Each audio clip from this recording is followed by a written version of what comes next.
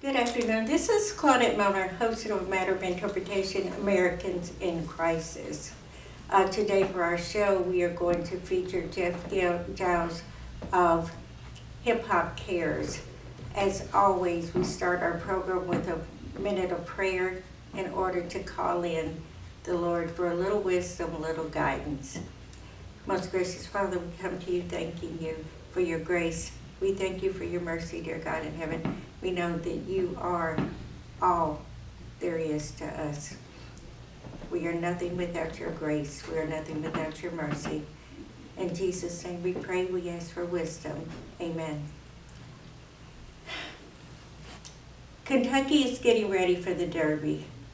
And as it gets ready for one of the biggest days revenue-wise, we are faced with an issue of homelessness. And Jeff Giles from Hip Hop cares enough to reach out, to be able to reach out to this community and help those most in need. Jeff, please introduce yourself to my audience. Well, as you stated, my name is Jeff Gill. I'm founder of Hip Hop Cares, a local outreach non-501c3. I don't accept any type of money or monetary donations from anyone in the community. I don't get any type of grants, and that's all by design. I wanted the community to be involved, and I felt like taking money out of the equation and encouraging people to be actively involved would be the best route to go, and it's been rather successful. I also work for St. John's Center for Homeless Men, as well as Up for Women and Children, which are both day shelters for both men and women, and offer a lot of great resources. I'm part of their outreach team. I also work for the storage provided by St. John's Center for Homeless Men for the folks that are experiencing homelessness. What brought you to this state? And we talked a little bit about it before we came on the air. What made you and made this your mission? A personal growth journey. As a youth, I experienced quite a bit of trauma, and it built up a lot of anger, resentment, a lot of feelings that nobody cared, a lot of feelings like no one had my back. And as I got older, it drew me away from all of the people that cared about me. Because I didn't understand what caring meant, and it led to me being homeless at one point. And if it wasn't for my firstborn daughter, I probably wouldn't have gotten out of that situation. But I was blessed with a daughter, and that was an opportunity for me to be able to get back on the right track. Then after my second daughter, things took quite a few turns, and I still was broken. I still hadn't forgiven myself and forgiven others for the trauma that I had experienced through my life. And I had given up. I had reached a point where I had given up, and I took a bottle of sleeping pills one night and laid down with no intent on waking back up. But I was given another chance. So I felt like with that opportunity, while I didn't understand what my purpose was, why I was given this second chance, I knew that there was something there, and I had to find it. And the best way to find it was just lose myself in service to others. So that's kind of what led me to Hip Hop Cares and starting that, and just being as involved as I possibly could. But the main thing with Hip Hop Cares and what I do is what it boils down to is love and respect. No matter the situation you're in, no matter religious beliefs, political beliefs, background, no matter what, at the end of the day, love and respect should always win. We don't have to agree to love each other. I mean, if you look at families, we don't always get along, but we still love each other. And as a community, we should do that more. How do we, and I know when I've been down to Hip Hop Cares, I've been a couple of times, Mm-hmm. and I see the tremendous need. Mm-hmm. And my prayer has been, with my own church, being able to contribute to Hip Hop Cares and to understand, not only to write a check, not only to fix food, but to understand the depths and the layers of homelessness, because the stereotypical impression of homeless is that people are either mentally ill, that people just don't care about themselves, that there's places for them to stay and jobs out here, and there's empowerment, and all they have to do is just grab it. So I want you to talk about the different layers of homelessness, the different lives that you see out there on the street. Okay, well, different types of homelessness would be, you have folks that sleep in their vehicles, you have folks that sleep in other people's homes, you have folks that sleep in the woods in tents, people that sleep on the sidewalks under overpasses. Then you have the underlying issues behind homelessness, such as mental health issues, such as addiction issues, such as the feeling of having no hope, the feeling of not having somebody that cares about you. One of my biggest points down on Broadway when we do outreach is I make sure to speak to everybody, and I remind them of why we're there. And we're there because we love each other. And I haven't met one person on the streets yet that was hopeless. They may have felt that way in that moment, but I see the hope in everybody, even the person that's suffering from the worst of addictions that most people wouldn't understand. Why does this person continue to put the needle in their arm? Why does this person continue to smoke spice? Why does this person continue to smoke crack or meth or whatever their drug of choice, or alcohol? Why do they continue to do that? 8 out of 10 times it's because there's a mental health issue or some type of trauma that went undiagnosed and untreated, and that's what they hold on to. But telling somebody to just stop, why don't you just stop? I mean, you know it's wrong, why don't you just stop? I'll give you a for instance. A couple of days ago I was in a camp and I was speaking with a young lady. She's 22 years old. She has 2 kids that she hasn't seen in a while. She sleeps in a tent in the woods. She has a pretty bad addiction issue right now. She was explaining to me how she looks at the needle and cries before she uses because she thinks about her kids. And she knows that she don't want to do this. She knows, but that's all she has to hold on to. And the thought of going to get help for that is like when we go and we get a new hairstyle. It's a scary thing. It's change. Human nature is to say change is scary.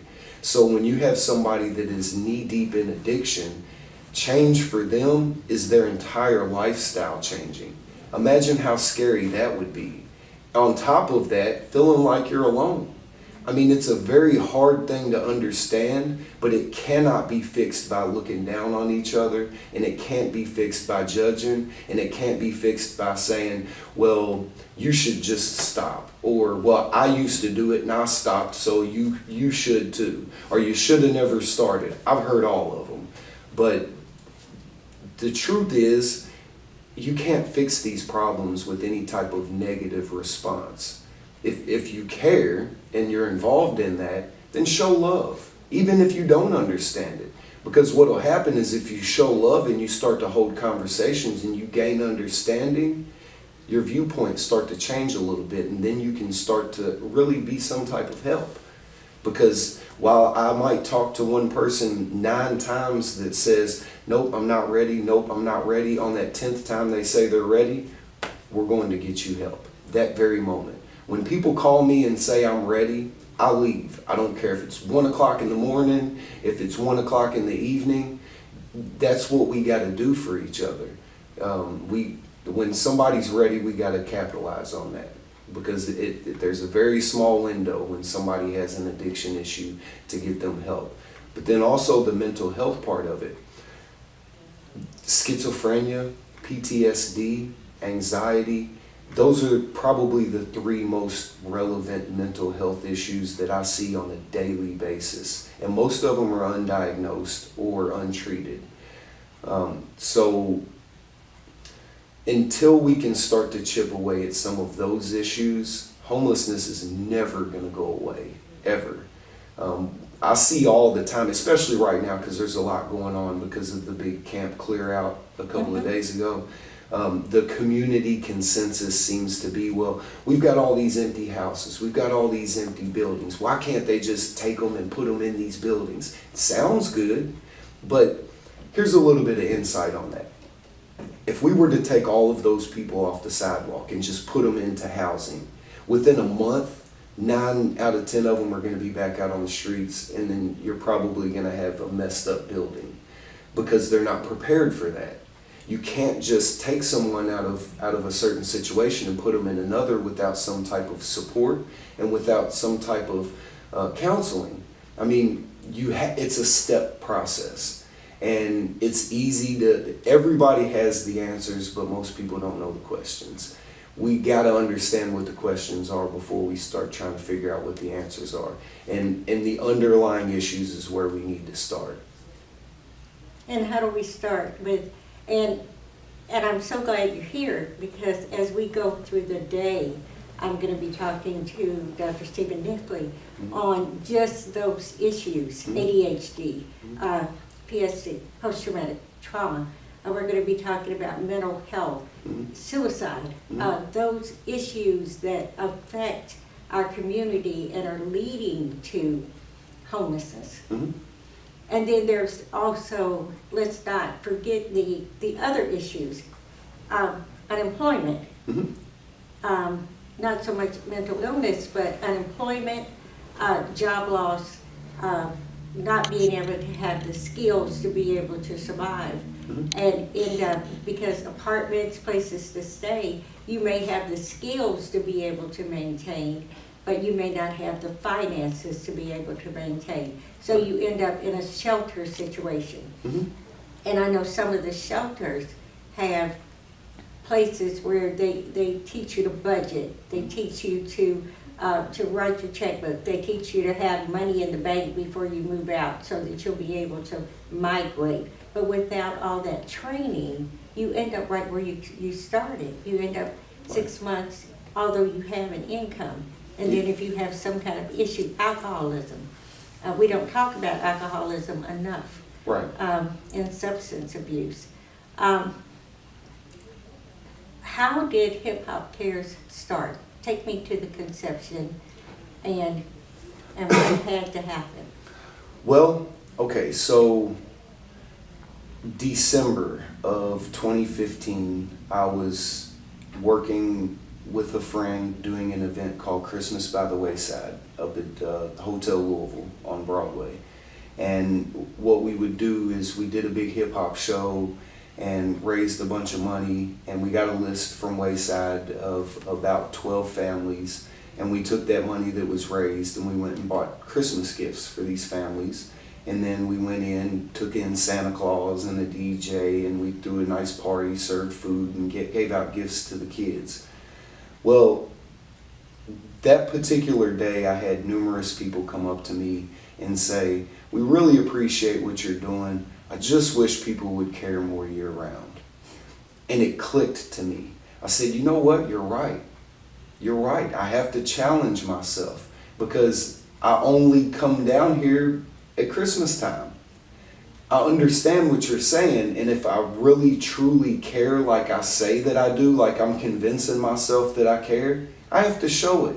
I can't just talk about it because words mean nothing to these people that need. It means absolutely nothing. So it got my wheels turning, and I said, you know, I have 7 days out of the week. I can take one of those days and give it back to this community. So I said Sundays will be that day.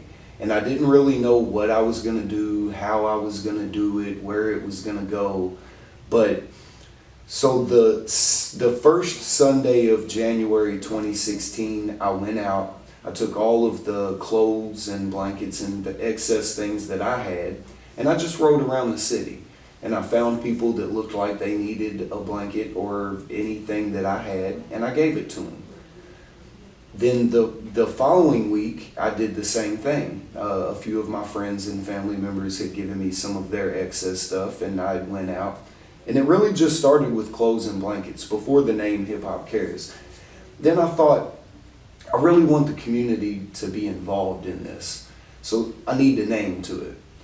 Well, hip hop music has saved my life on multiple occasions. As a young person, even now to this day, when I'm having a rough day, I'll throw on some Lecrae, or I'll throw on some J. Cole, or I'll throw on some Kendrick Lamar and relate. Because that's what hip hop music is. It's about the struggle. It came from the struggle. It's it's music that's relatable to me. It's about a feeling, not a sound. Well, I wanted this outreach to be about feeling. So, and I know hip hop in general has a bad rap, so to speak. No pun intended.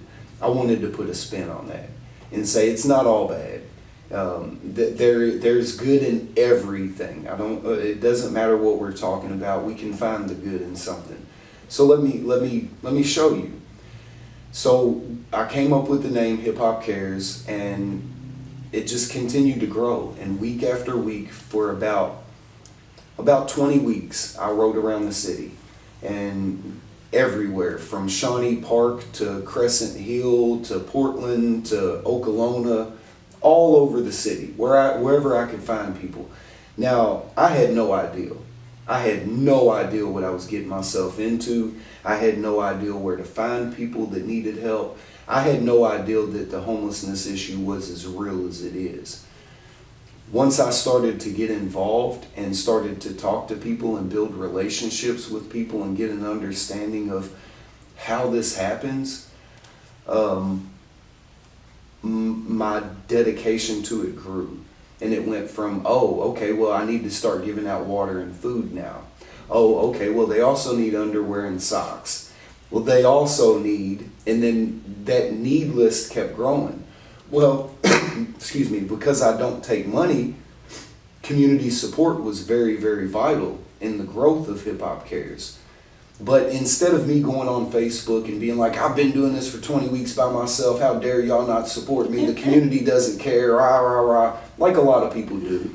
Instead of going that route, I said, you know what, I'm going to just continue to do what I'm doing, and I'm going to show people why this is important to help out. And eventually, after about 25 weeks, people in the community started to get involved. And I ended up down at that location on Broadway, because I realized that that's central.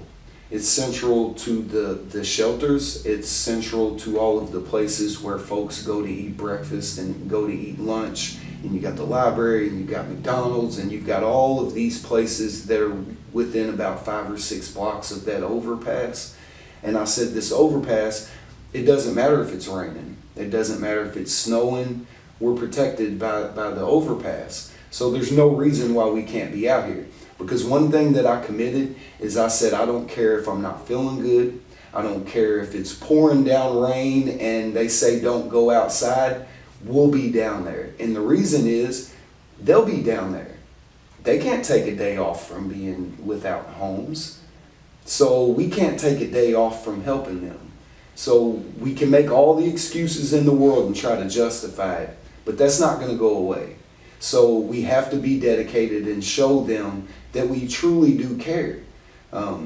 So as Hip Hop Cares continued to grow and the community started to get involved a little bit more, I started to add different amenities like haircuts. I would have, for 2 summers, I would have barbers come out and cut hair every Sunday in the warm months.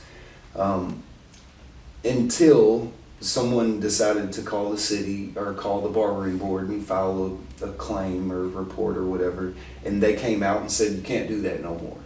So I said, okay, well, if you're going to tell me that we can't do it no more, then we need a solution to this, because they need haircuts. They need haircuts to go to job interviews. They need haircuts to make themselves feel better about themselves. It's a very basic need that most people don't really think about, but the need is there. So what came from that is the news saw it on Facebook. They reached out, did a news story about it, and they actually linked me up with Barbara Sexton Smith. one of the champions in our community. She's a councilwoman for District 4, which is downtown where we set up in that area. And she coordinated a meeting with the head of the barbering board. And we were able to get a program set up to where now we have haircut vouchers that I can give out year round, and people can go to 26th and Broadway and they can get a haircut for free. So that's kind of what came from that. But I say that to say this, that's a testament. If I would have just given up and said, okay, I'm done, that would have never happened. We have to stay committed to what we know is right. And that's what Hip Hop Cares is about. Hip Hop Cares is about seeing the issue and putting into action, trying to change and fix that issue. And that can be anything from holding a civil conversation to fighting for what you know is right. Because I've had the health department try to shut me down. I've had JCC try to shut me down. I've had Taco Bell complain on me. I had the car rental place that was on the corner complain and call the city. I've had everybody try to shut down what we do on Broadway. But like I've told them all, we're not going nowhere because the need's not going nowhere. We're not doing anything wrong. And when you stand firm in your beliefs and you know what you're doing is right, nothing can stop you. You said a couple of things, and you're like going through my lineup for today because Barbara Sexton, Councilwoman Barbara Sexton Smith will be here at 3 o'clock. She's awesome. Love her. Yeah, she'll be there. We actually went to high school together. Nice. And we graduated together. Mm-hmm. So I'm going to do a shout out for Thomas Jefferson High School. Another way we found, after I visited down, and I had to check myself about the weather. Mm-hmm. And I was telling myself, I was going to church and got the kids in the car, and I'm going to leave, and go and come down and, see what's going on. And it was cold. It was real cold. Real cold. And I said, you know what? It's really, really cold. And then the Holy Spirit said, well, Claudette, it's cold one day for you, but it's cold every day for them. So get over yourself. This is bigger than you. So I bundled myself up and I went on down, downtown, put my gloves on, my hat. But I had a glove and a hat. I had access to do that. Right. And I think sometimes we don't think about that. Right. And I give a shout out to my camera people, Alex and Maureen, because they were part of the rock choir from Greencastle Baptist Church that helped us pack the bags. Mm-hmm. Because what you said to me was, we do the meal, mm-hmm. but then at 5 o'clock, they're hungry again. Mm-hmm. And so we were able to the kids, teenagers, mm-hmm. were able to put together bags, and in those bags, and I think other people can do this, they had a sandwich, a Nutri-Grain bar, some fruit or pudding, a Capri Sun, some chips. Mm-hmm. And it doesn't seem like elaborate, but it was a meal right. that somebody did not have to go back out in the street and get in line and wait for. Yes. And I think those are things that we can do. Mm-hmm. We can bring our youth into being able to do box lunches or sack lunches or mini meals or even box things up. Right.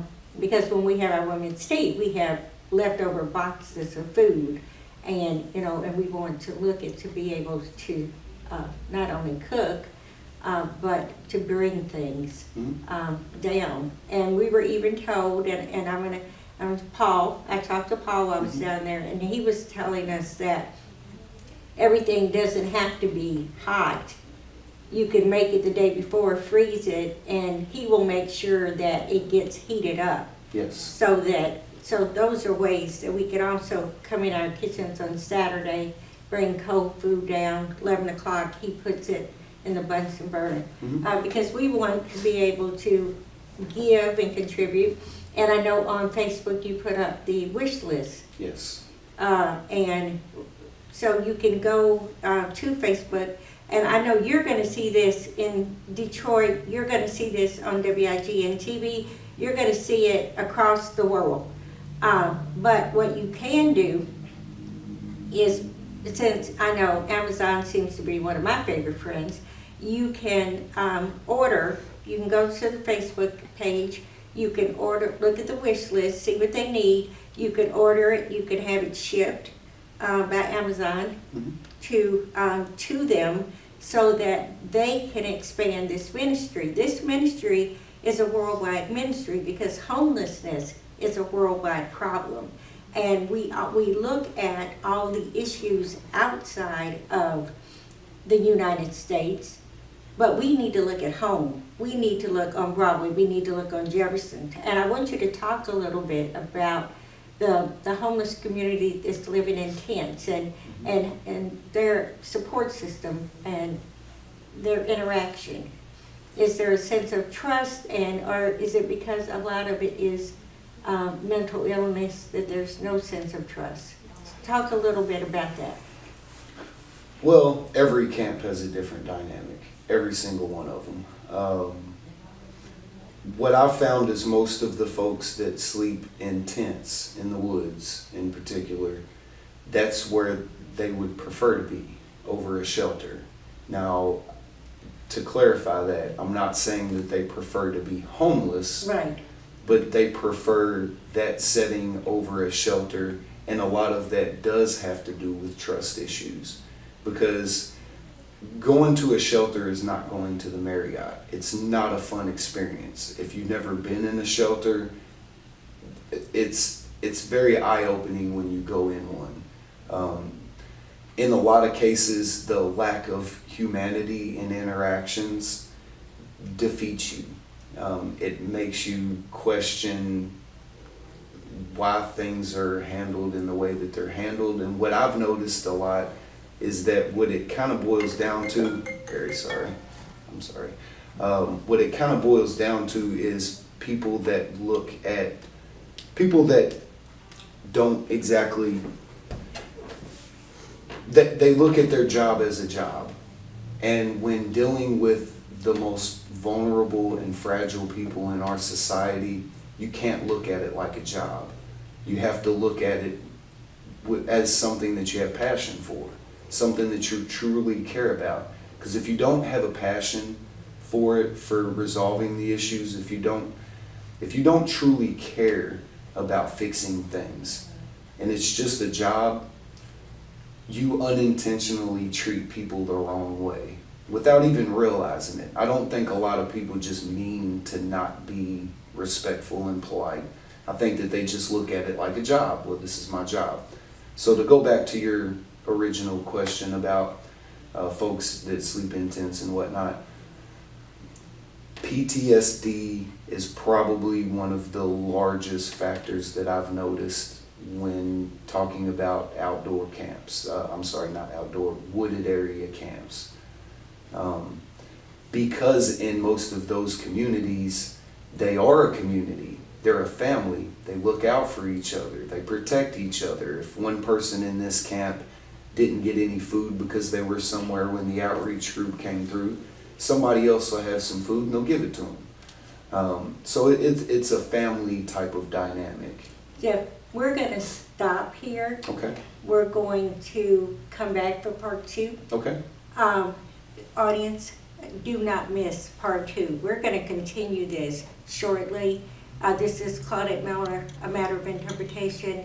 It is our efforts plus God's grace. We'll be right back with you.